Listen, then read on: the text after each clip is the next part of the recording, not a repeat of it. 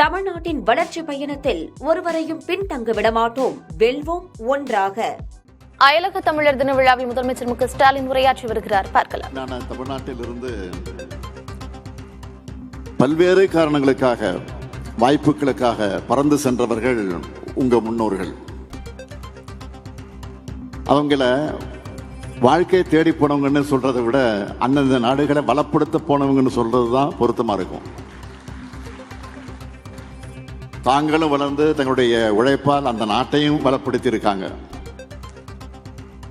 அதுக்காக சிறந்த சான்று தான் நீங்க தான்.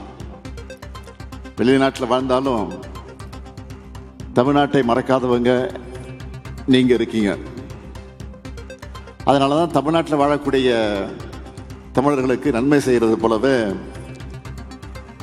அயல்நாட்டு தமிழர்களுக்கும் சகோதரனாக இருந்து நம்ம திராவிட மாடல் அரசு செயல்பட்டு வருது. உங்களுக்காகவே அயலக தமிழ்நலன் மற்றும் மறுவாழ்வுத்துறையை ஓய்வில்லாமல் உழைச்சிக்கிட்டு இருக்கு. வேற நாட்டில் செட்டில் இருக்கக்கூடிய சிட்டிசனாக இருந்தாலும் சரி, அயலகத்தில் உழைக்கிற தமிழ்நாட்டு தமிழராக இருந்தாலும் நீங்க எந்த குறையும் இல்லாம பலமா வாழணும்னு செயல்பட்டுக்கிட்டு இருக்கோம். நம்ம திராவிட மாடல் அரசு அமைந்த பிறகு அயலக தமிழர் நல வாரியம்னு 15 உறுப்பினர்களை கொண்டு ஒரு குழு அமைச்சோம். ஜனவரி 12 அயலக தமிழ் நாளா கொண்டாடிக்கிட்டு இருக்கோம். தமிழால் இணைவோம், உலகெங்கும் தமிழ், தமிழ் வெல்லும்னு கருத்தரங்குகள் நடத்தப்பட்டிருக்கு. தமிழ்நாட்டில் 105 முகாம்களில் வாழக்கூடிய இலங்கை தமிழர்களுக்காக 7469 வீடுகள் கட்டித்தர திட்டமிடப்பட்டு படிப்படியாக கட்டி கொடுத்துக்கிட்டு இருக்கோம். வெளிநாடு வாழ் தமிழர்களுக்காக கட்டணமில்லா உதவி மையம் தொடங்கப்பட்டிருக்கு.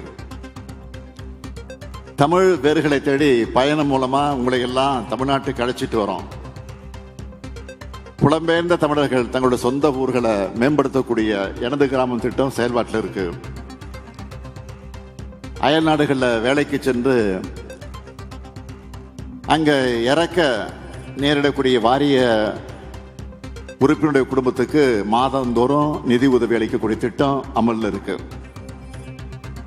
Ukraine, Cambodia, Thailand, Myanmar, Israel இந்த நாடுகளில் இருந்து மட்டும் கடந்த 3 ஆண்டுகளில்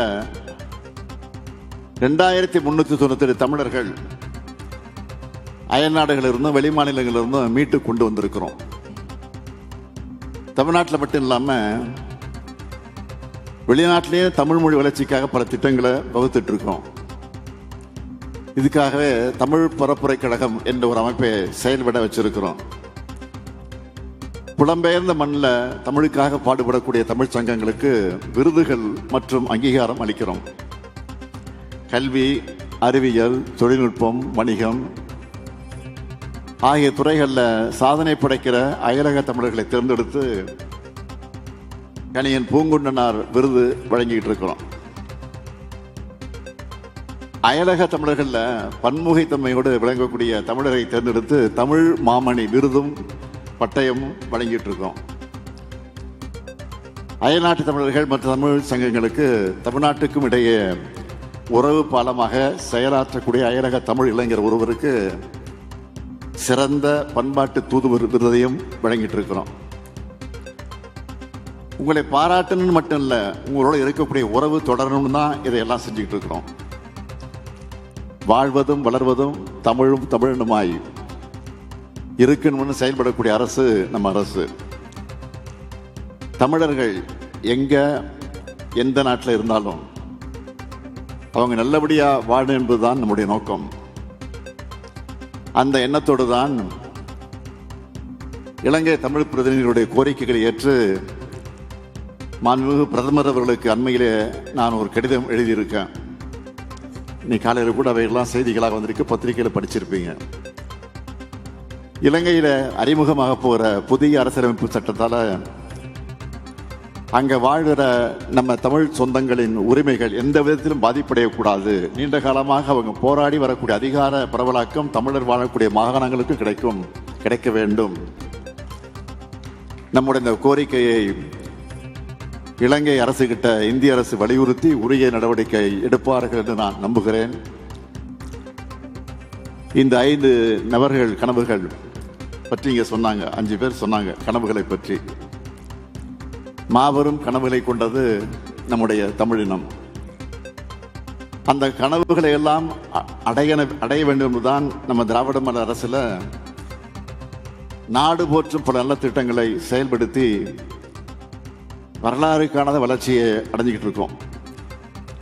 நான் நிச்சயம் சொல்றேன், இந்த வளர்ச்சி என்பது நாம அடுத்த நிகழ்ச்சிக்கு நிகழ்த்த போற பாய்ச்சலுக்கான அடித்தளம். அதுக்காகத்தான் தமிழ்நாட்டில் இருக்கிற ஒவ்வொரு குடும்பத்தோட கனவுகளையும் கேட்கணும்னு உங்க கனவை சொல்லுங்க திட்டத்தை அண்மையிலே நான் தொடங்கி வச்சேன். தமிழ்நாட்டோட எதிர்காலத்தை தமிழ்நாட்டு மக்கள் தங்களுடைய கனவுகளால உருவாக்கணும்னு இந்த திட்டத்தை உருவாக்கி இருக்கிறோம். 2030ஆம் ஆண்டை மனசுல வச்சு உருவாக்கி இருக்கோம். இன்னும் சொல்றேன், தமிழ்நாட்டில் வாழக்கூடிய மக்கள் மட்டும் இல்ல, புலம்பெயர்ந்து வாழுகிற தமிழர்கள் நீங்களும் உங்க கனவுகளை சொல்லணும்னு தான் இன்னைக்கு உங்ககிட்டயும் கனவுகளை கேட்டிருக்கிறோம்.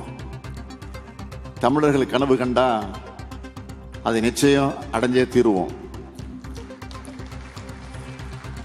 கனவுகளை சுமந்து வந்து தாய் நிலத்தில் கனவுகளை சொல்லி இருக்கக்கூடிய உங்களை நான் கேட்கிறது என்னன்னு கேட்டீங்கன்னா, உலகத்தில் எங்க இருந்தாலும் உங்க அடையாளத்தையும் வேர்களையும் மறக்காதீங்க. உங்க உறவுகளை மறக்காதீங்க. எக்காலத்துக்கும் பொருந்தக்கூடிய உலக பொதுமுறையை தந்த வான்புகள் வள்ளுவர் பிறந்த மண்ணுக்கு சொந்தக்காரங்க நாம. ஊரை தாண்டிய ஊரும் உலகம் எப்படி இருக்குமே தெரியாத காலத்துல யாதும் ஊரை யாவரும் கேளிர்னு எல்லாரையும் சொந்தங்களாக்குறது இலக்கியம் படிச்ச கணியன் பூங்குண்ட மண் இது. தமிழ் என்கிற உலக மொழிக்கு சொந்தக்காரங்க நாம். தமிழ்தான் நம்மை ஒற்றுமைப்படுத்தும். சாதி வேற்றுமைகளையும் மத வேறுபாடுகளையும் வீழ்த்தி அனைவரையும் ஒன்றாக்கும் வல்லமை தமிழ் மொழிக்கு மட்டும்தான் உண்டு. வாழும் நாடுகளால நம்ம பிரிஞ்சிருந்தாலும் மொழி நம்மளை இணைச்சிடுது. வீழ்வது நாம இருப்பினும் வாழ்வது தமிழாக இருக்கட்டும்னு திராவிட இயக்க தமிழ் மண்ணில் விதைச்சது. அதனாலதான் இந்திய மாநிலங்களிலே தனித்தன்மை கொண்ட மாநிலமா தமிழ்நாடு வளர முடிஞ்சது. மொழிக்காக போராடின இயக்கம் மட்டும் இல்ல, மொழியுரிமைக்காக தங்கள் உயிரையே தந்த தியாக மரபுகளை கொண்ட இயக்கம் திராவிட முன்னேற்ற கழகம். அதே வேளை மொழிப்பற்று இனப்பற்றும் தான் நமக்கு உண்டு. அது மொழி வெறியா இனவெறியா நாம எப்பவும் மாற மாட்டோம். நமக்குள்ள எந்த பிளவுகளும் ஏற்பட அனுமதிக்காதீங்க. ஒரு தாய் மக்களா வாழணும். உங்களுடைய கல்வியும் அறிவும் தான் உங்களை காக்கும். அறிவும் உழைப்பும் தான் உங்களை தூரத்துக்கு இவ்வளவு உயரத்துக்கு கொண்டு வந்திருக்கு. இதை மட்டுமே நம்பி உங்க வாழ்க்கை பயணத்தை தொடருங்க. நம்ம இலக்கியத்தை வச்சு தமிழர்களின் பழம்பெருமையை நான் பேசினப்போ கற்பனைவாதிகள் சில கிண்டல் பண்ணாங்க. இன்னும் சிலர் இனவாதிகள்னு நம்மளை பழிச்சாங்க.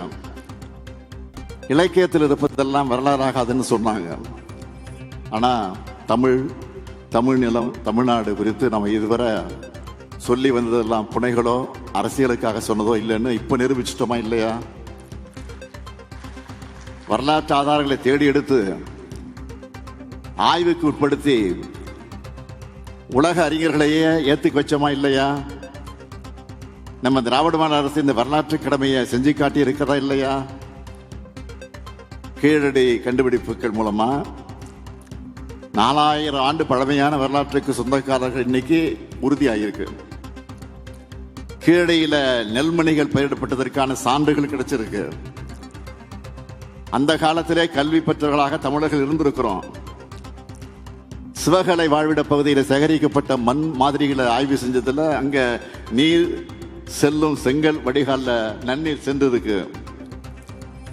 கிருஷ்ணகிரி மாவட்டம் மயிலாடுதுறை மாவட்டத்தில் கிடைச்ச பொருளின் மூலமா தமிழ்நாட்டில் இரும்பின் பயன்பாடு 4600 ஆண்டுகளுக்கு முன்னாடியே இருந்திருக்குன்னு கணக்கீடு செய்யப்பட்டிருக்கு.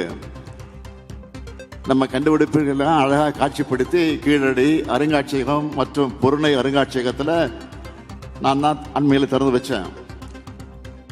நீங்க எல்லாரும் அங்கே போய் கட்டாயம் பார்க்கணும், பார்வையிடணும். சிந்துவெளி எழுத்துக்கள்ல 100 ஆண்டுகளா புதைந்திருக்கக்கூடிய புதிருக்கு விடை கண்டுபிடிச்சா 8.5 கோடி ரூபாய் பரிசுன்னு நானே அறிவிச்சிருக்கிறேன். தமிழ்நாடு அரசோட தொல்லியல் துறை சார்பில் சிந்துவெளி பண்பாடு கண்டுபிடிப்பு 100 நிறைவு பன்னாட்டு கருத்தரங்கத்தை நடத்தி இருக்கிறோம். சிந்துவெளி நாகரிகத்தை உலகுக்கு அறிவிச்ச சர்ஜான் மார்ஷல் அவர்களுக்கு சிலை அமைச்சிருக்கிறோம். ஆண்டுக்கு 5 கோடி ரூபாய் நிதி ஒதுக்கப்பட்டு நாட்டிலேயே அதிக அளவு தொல்லியல் அழகாவில் நடைபெற்ற ஒரு மாநிலமா தமிழ்நாடு இன்றைக்கு திகழ்ந்து கொண்டிருக்கிறது. தமிழ் பண்பாட்டின் தொன்மையை உலகறிய செய்ய உழைக்கிற அறிஞர்களுக்கு ஆண்டுதோறும் விருதுகள் வழங்கப்படும் அறிவிச்சிருக்கிறோம். இதனாலதான் இது ஒரு கட்சியின் அரசு அல்ல, இனத்தின் அரசுன்னு நான் தலை நிமிர்ந்து சொல்றேன். 2 நாட்களுக்கு முன்னால கூட குரல் வார விழா நிகழ்ச்சிகள் தமிழ்நாடு முழுக்க நடைபெற இருக்குன்னு நான் அறிவிச்சிருக்கிறேன். வள்ளுவரை கொண்டாடுறதுல நம்மளை அடிச்சுக்க யாரு இருக்காங்க? மொழி சிதைஞ்சா இனம் சிதையும், இனம் சிதைஞ்சா நம்ம பண்பாடு சிதைஞ்சிடும், பண்பாடு சிதைஞ்சா நம்ம அடையாளம் போயிடும், அடையாளம் போயிட்டா தமிழர்னு சொல்லிக்கிற தகுதியை இழந்துடுவோம். நீங்க எங்க வாழ்ந்தாலும் ஒற்றுமையா வாழுங்க, அந்த நாட்டின் வளர்ச்சிக்காக பாடுபடுங்க. அதே வேளையில் தமிழ்நாட்டுக்கு அடிக்கடி வாங்க, அங்க உள்ளவர்களுக்கு தமிழ்நாட்டின் பெருமைகளை எடுத்து சொல்லுங்க. உங்க சகோதரனா இந்த முத்துவேல் கருணாநிதி ஸ்டாலின் தான் தமிழ்நாட்டில் முதலமைச்சராக இருக்கான்னு மறந்துடாதீங்க. நமக்காக தமிழ்நாட்டில் ஒரு சகோதரன் இருக்கான், தமிழ்நாட்டில் இருக்கான்னு நம்பிக்கையோடு வாழுங்க. அனைவருக்கும் பொங்கல் மற்றும் தமிழகத்தினால் நல்வாழ்த்துக்களை தெரிவித்து இந்த அளவில் என்னுடைய உரையை நிறைவு செய்கிறேன். நன்றி, வணக்கம். தமிழ்நாட்டின் வளர்ச்சி பயணத்தில் ஒருவரையும் பின்தங்க விடமாட்டோம், வெல்வோம் ஒன்றாக.